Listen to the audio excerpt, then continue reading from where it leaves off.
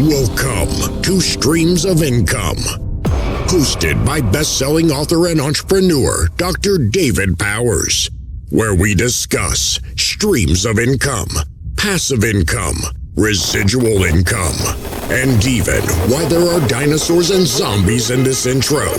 Fasten your seatbelts and get ready to dive in. Hey everyone, welcome to this episode of the Extreme Personal Finance Show. My name is Chris, and I'm really excited about my guest this week. Dr. David Powers is an adventurer, a philosopher, a pioneer, and lives a life of constant experimentation. His life's compass is really to seek out adventure in everything he does, and being intentional, determined, and by energizing and outfitting others to embark on their own adventure. Dr. Dave fulfills his purpose through speaking and books. He's a best-selling author in psychology and education, and he also is a dedicated veteran of the Marine Corps. Thank him for his service on this Memorial Day, and a founding member of the U.S. Department of Homeland Security. He's currently married and a proud father of 4 boys and 1 princess. Keeps him busy. And he and his wife homeschool all their children, which is so crazy. His mission in life, like myself, is to find the magical best mug of coffee in the world. Welcome to the show, Dr. Dave. How you doing, man? Man, I've been looking forward to this. I'm doing great. That's awesome. That's awesome. So I know we talked a while back. We met at the Unconference down in Florida. And again, we hit it off. I love what you're doing with, your land and a bunch of cool stuff. You have a lot of different streams of income. And I'm really looking forward to kind of talking through some of this. One of the first things that I want to ask you is, you have multiple streams of income. The name of your podcast is Streams of Income. Yep. I kind of want to talk through, what are some of your, most successful streams of income, but also what are those streams of income that have kind of a low barrier entry? Like if someone wants to get started, right? Because people always hear, well, the average millionaire has 7 streams of income or whatever it is, right? It changes throughout the years, right? But yeah, just one, where did you come up with Streams of Income as your podcast? Okay, yeah. Years and years ago, I was hanging out with a friend of mine who's very entrepreneurial minded, back when I was a W-2 guy. And he said the words multiple streams of income. And it was probably 30 years ago. And for some reason, I've never forgotten that. That clicked in my mind. I'd never read Robert Allen's book and never heard that before. And it just clicked for some reason, wow, that sounds pretty cool. That's the way to go. And fast forward all these years later, and I've got a good buddy named Brian Rieger, and he has this podcast called Streams of Income.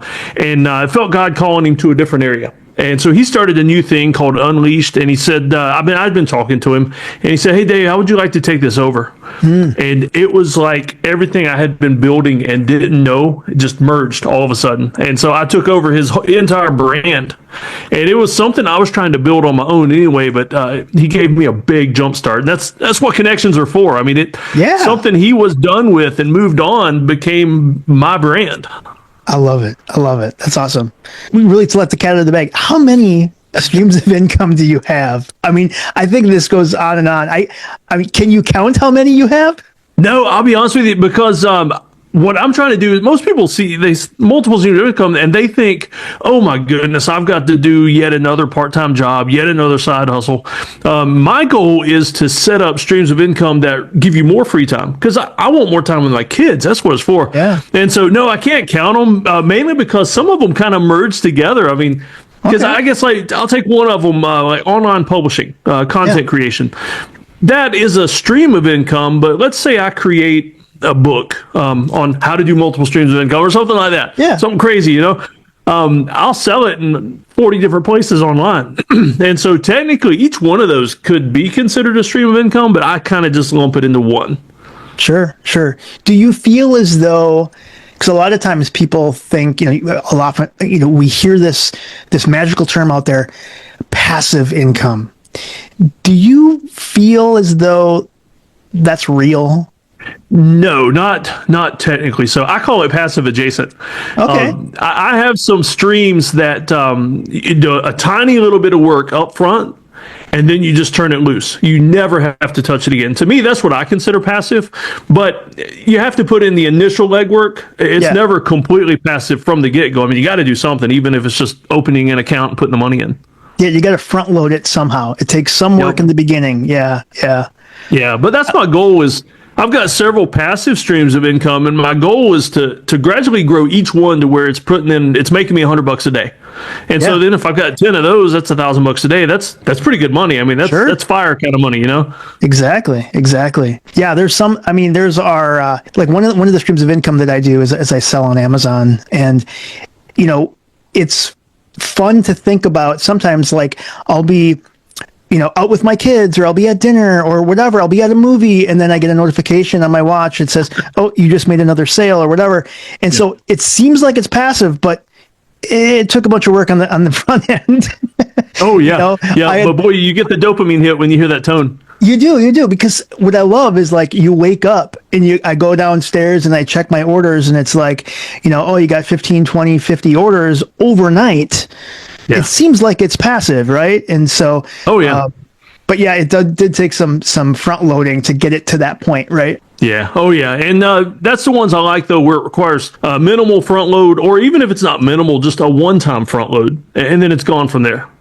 Right on. So if somebody's listening and they're like, you know what, I really want to accelerate my path to financial freedom, or I want to make extra money for, like, a down payment for a house or whatever it is, what do you think are some of the streams of income they can start that's kind of, I don't want to say the easiest, but the ones that you'll get, like, a quicker return? Yeah. Right now, and I got to be honest, this is risky. And so, you know, this is like lottery money kind of thing. So yield farming, I like yield farming with cryptocurrency. I've got a friend that taught me how to do that. And basically, as crypto goes up and down, you're making your money off the fees. Because anytime crypto changes hands, if people don't know, there's a thing called a gas fee. And that's what drives the crypto transaction. And if you're yield farming and know how to do it, you make money whether the market's going up or down, because crypto is still changing hands.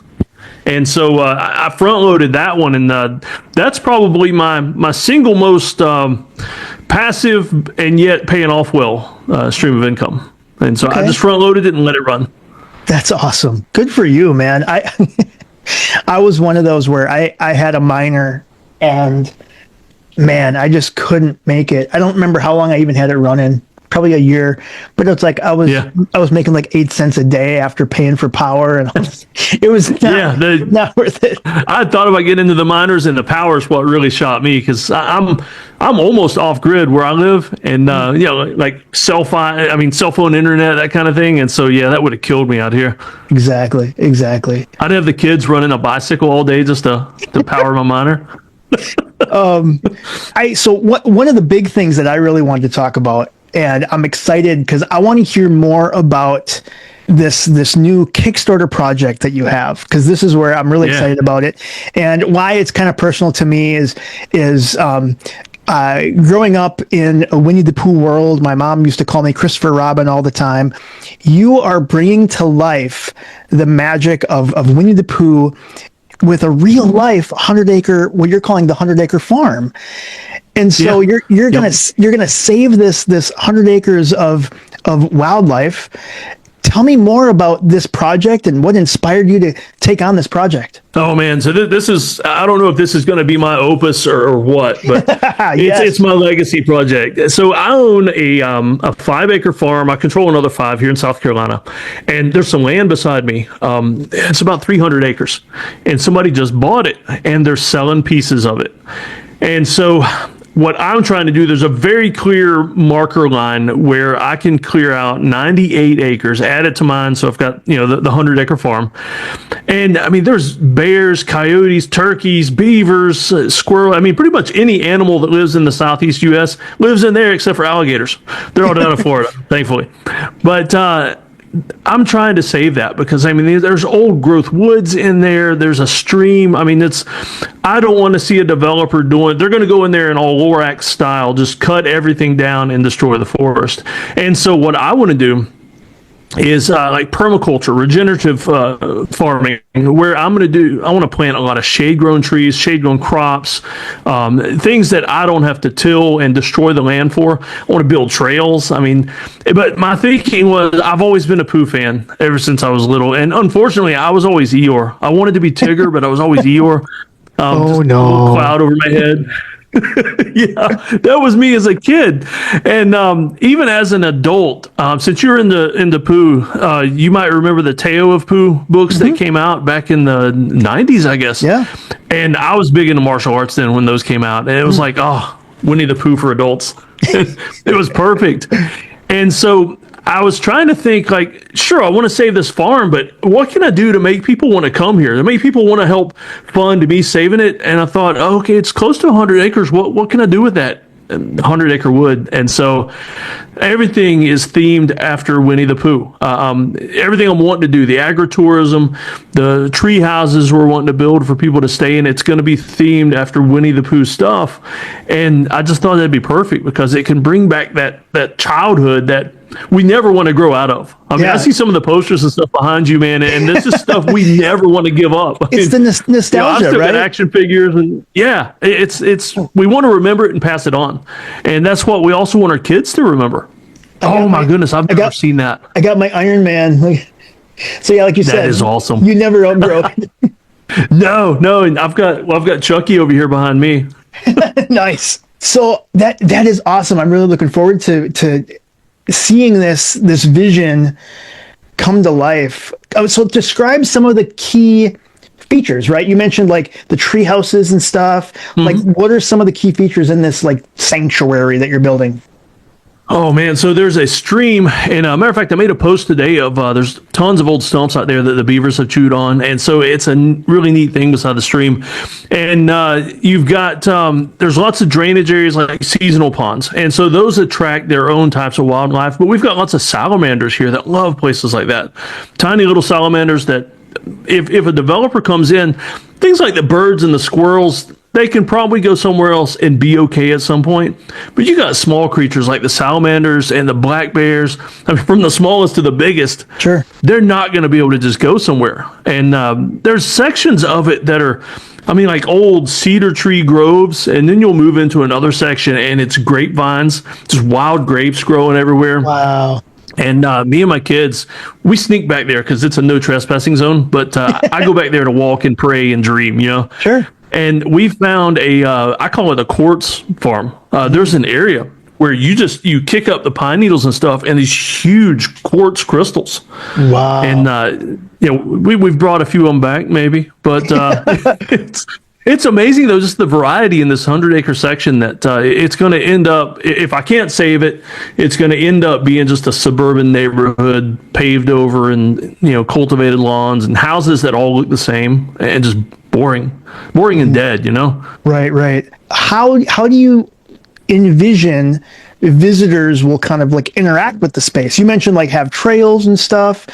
What are your thoughts on how the visitors are going to interact with all the things that you're going to build here? So first of all, like the farm I have, we're not a typical farm where it's just all tilled out and monocropped and everything.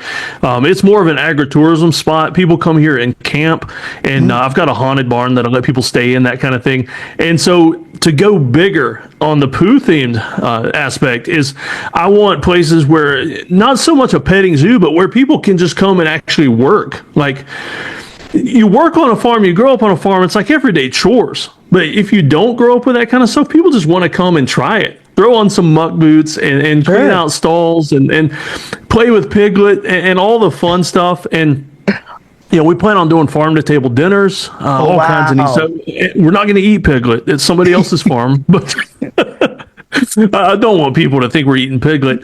But we're going to do things like that where people can actually come and interact with the farm, and and of course stay there. Lots of short-term rental type things, everything from tent sites to glamping, the tree houses, and that's in the long range plan. But I want people to just be able to enjoy the land, almost like a nature preserve, but all themed around Winnie the Pooh.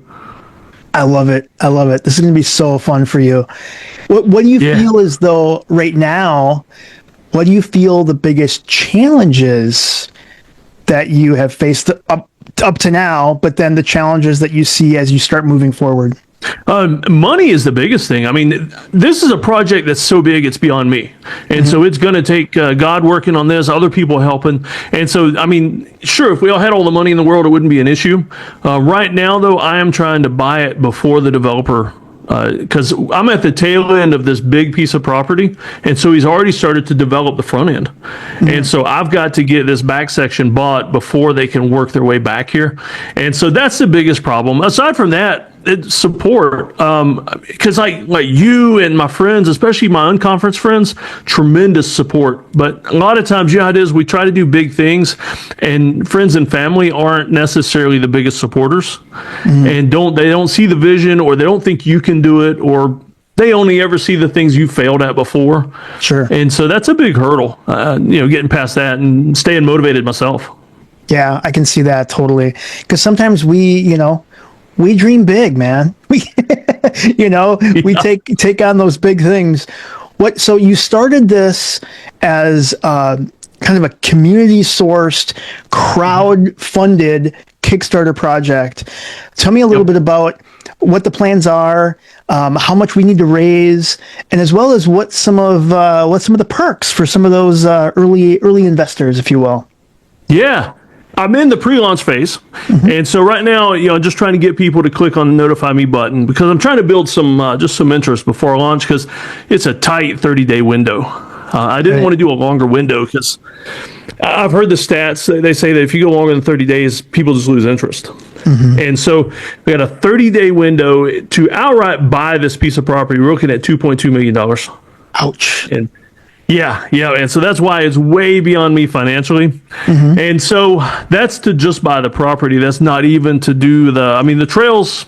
I can do that with sweat equity. But to build the barns and everything, that's going to take more. But some of the perks, we're going to be doing a lot of Pooh themed. I got to quit saying Pooh like that. Winnie the Pooh themed stuff. Because people hear, if you see it with the H on the end, you're good. That's right. I'm going to do some Winnie the Pooh themed books, special edition books, things like that. I've got farm to table dinners, complimentary stays. And even if people choose to, say they use a stay that comes as a reward, my farm is already up and functional. And so they're going to be able to stay here, and we'll go on the land and walk it and everything anyway.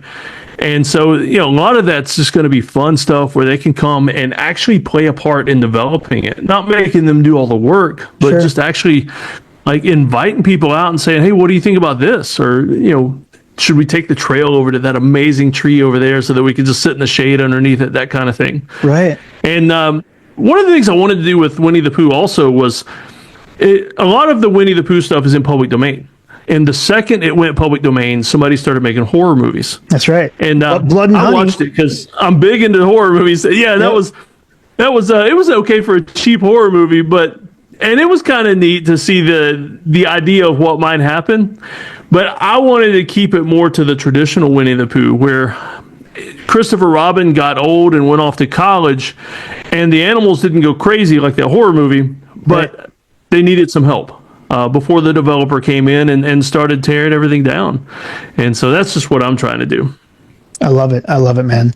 I feel as though that there's so much opportunity to get the help that you need. I would think that you could do press releases, get it out to news organizations, get it out to local news. If you start getting the word out traditional media wise, man, I'm thinking you could try to get this, get the funding you need, man. Yeah, that's what I'm hoping. I want a good mix of locals and people from out of town. I would love to make it a destination, but I also want it to be the kind of place where, like today's Memorial Day, where people can just, I got the day off. Let's go visit the 100-acre farm and just spend the day there. It'd be amazing. Just imagine, I think you could get people from all over the world to travel to a real life 100-acre wood. This is going to be something so cool. I'm envisioning you have these tree houses and the signs are all written with backward letters and stuff. You know what I mean? Yep. I'm looking forward to, I'm going to visit once it's done. Right. Yeah. So that's going to be so cool. I mean, I'm the kind of guy that would travel to a place like this because I'm big on destination stuff. Like, absolutely. Sonoya, Georgia, where they filmed a lot of The Walking Dead. Yeah. I've been there a couple times with different kids to see some of the filming sites and just walk around. And I want people to feel that way here. That's awesome. Do you feel as though if you like, I could see like once you kind of establish this, like let's say we move forward and you're able to secure this land, you start the development, I can see this serving as a model for similar projects elsewhere. Oh. You know what I mean? Yeah, that would be amazing. To prove that this is something that can be done, right? Oh, yeah. And I see stuff like that, too, as the multiple streams of income. I mean, this entire process I'm documenting, and like as far as it serving like a model, that maybe one day there's even a course where I wouldn't even have to sell it, but give it away to help people rescue similar places and turn them into places that are magical still. Dude, I love how you phrased that. You're going to rescue this place. I love it. Yeah. I'm rescuing the woods and saving the animals. Yeah, you are. Absolutely. Dude, that's awesome. Yeah, that's so and cool. Part of the process too. I mean, you get old farmland like this. I was back there walking the other day, and there's a section where you can't see it until it's too late. But lots of barbed wire just strung out, just old barbed wire from old fences, and that stuff's dangerous. I mean, for the animals, for people, and there's even an old meth lab back there that the police raided years ago. And you can tell it looks like an old kid's fort, except there's some cooking materials and things there. That part of it is going back there and making the land safe again. So in other words, I guess when Christopher Robin left, some of the meth cooks came in, and I got to help fix that too. That's right. That's right.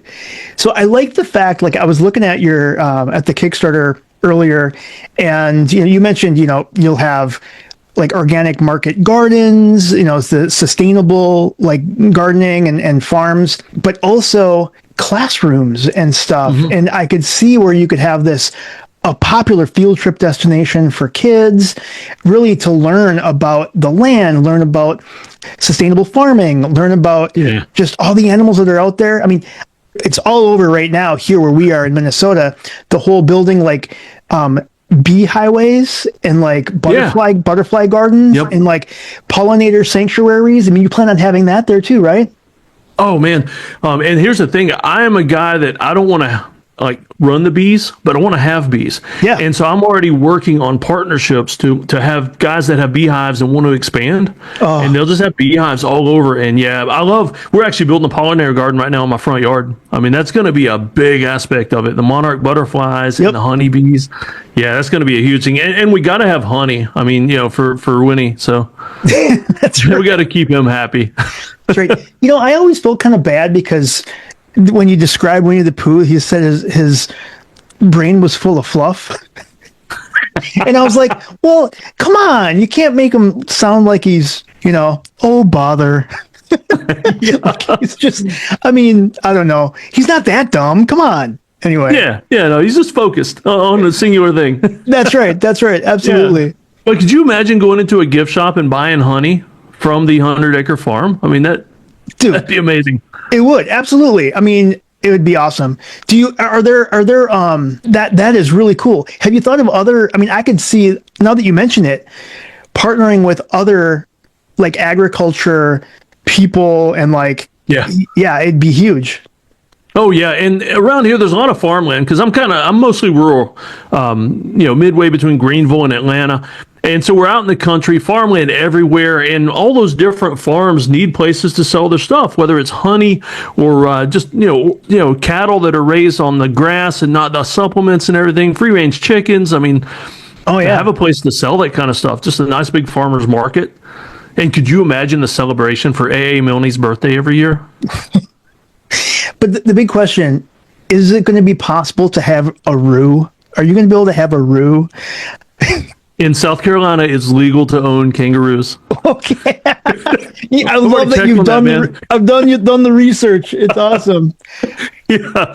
We got to have a roux. I mean, because that people would come to see that alone, even if they didn't want to see the Winnie the Pooh stuff, like a kangaroo in South Carolina, and to play with it and everything. That's awesome. Very cool. That's awesome. Well, what else do you want to share about this sanctuary that you're planning to build? And you mentioned, I mean, definitely go get pre-registered. Let people you can find it on Kickstarter, but you actually have your own domain, right? Yeah, it's the 100-acre farm. You spell out 100, not the number. The 100acrefarm.com. Oh, love it. That's awesome. And where else can people find more about you and all of the things that you do? Yeah, redteamgoals.com, redteamgoals.com, and you'll find all my streams of income. Not only how I help people do it, but I've got a section on there where you can see some of my streams and some of the weird things I get into. I love it. I love it. I need to ask you a little bit about what it's like to homeschool 5 kids. Oh man. And so home office with homeschool. And so there are certain times, like right now, my office here is in the basement. That door up there shut. And I've got a light up there that's got red or green or whatever. You're on the air. Yeah, I'm on air. I'm filming videos, whatever. Don't come down. And also, don't throw the basketball on the porch either, because it echoes in my office. And it's crazy, but it's what I've always wanted. So there are times when everybody goes to bed before me, and I'll have to work late, but I'll turn on a zombie movie or something, and just, I don't mind it, because that's the way I geared my life, is to where, it's a walkout basement, and so I look out right now, and I can see the squirrel. Literally, I can see squirrels that distract me, and there's a neighborhood donkey that walks around sometimes. But if I see my kids out there playing, I'm just as likely to run out there and play for a few minutes. So it's a welcome distraction. That's awesome. What are some of the, because I have a friend that has 5 children under the age of 4. Oh, and she had 2 sets of twins. Yeah, it's crazy.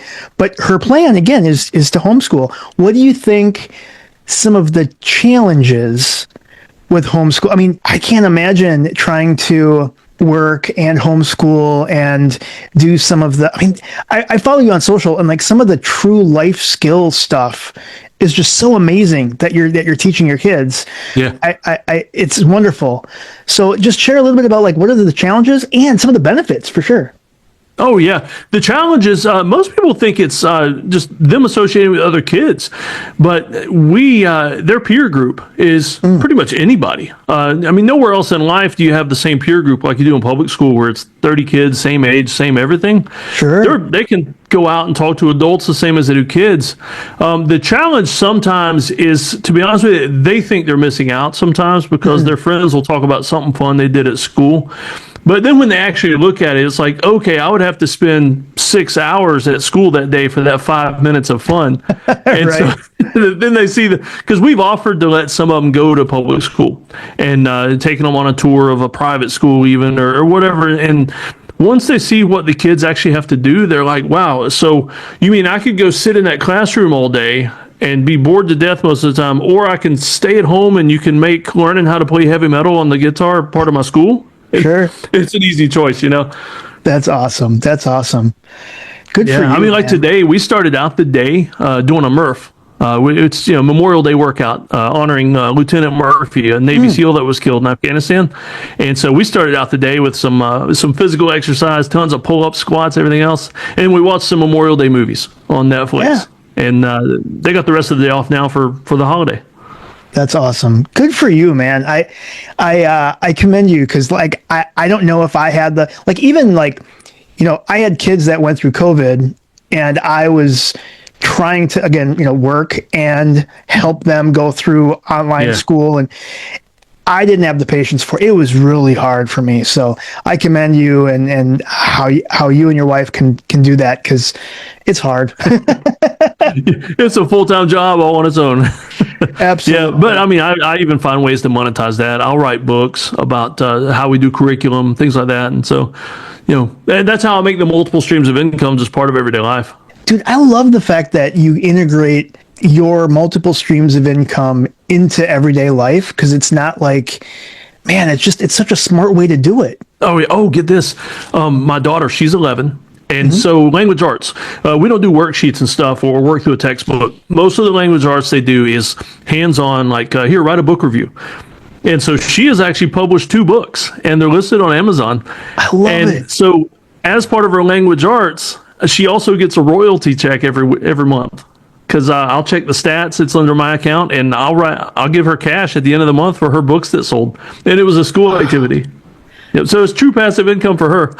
That's great. Not only do you learn language arts, but you also start to learn a little bit about business and online sales and all of the things. That's so cool. Because let's be honest, people need to know that stuff moving forward. Like, I mean, that's the future, right? I mean, wow. That's so great. Yep. What are the ages of all your kids? Okay, so they're 8, 11, 14, 18, and 21. Yeah, 2 of them are out of the house now. So we went down to 3 in the house right now. Okay. Yeah, I mean, one of them's actually in Nicaragua this week on a mission trip for church. Oh, wow. So he's getting some real life experience now. Yeah, totally, for sure. Well, I want to thank you for coming on the Extreme Personal Finance Show. I want to thank you for sharing, again, information about different streams of income. People can go to your site, check stuff out, and remind people again where they can go to learn more about you. redteamgoals.com. And to learn more about the real life 100-acre wood called the 100-acre farm, they can go to the100acrefarm.com. Yep. That'll put them in touch with the Kickstarter and then get some more info and get excited about it. Awesome. I really do encourage everyone to sign up to get notified. When do you think that it's actually going to go live? Do you know? I'm probably going to go about another month because I'm actually filming a movie here on my farm in a couple weeks. Or somebody else is filming it, but I'm going to be in it and they're using part of my farm. So wow. Yeah, so I got to get that out of the way first because I'm having to memorize all these lines. Oh, wow. That's cool. Dude, that's something I could never do, man. Like, I don't know how people memorize stuff like that. That's so crazy. Yeah, it's going to be fun, though. It's called The Woods, and it's going to be on Amazon Prime, probably, post-production and all that, probably in about a year. I love it. That's so great. Well, Dr. Dave, I really appreciate you coming on the show. I want to thank everyone else for listening. Thank you so much. Go like, subscribe, and follow wherever you get your podcasts and on YouTube. And we will see you next time on the Extreme Personal Finance Shows.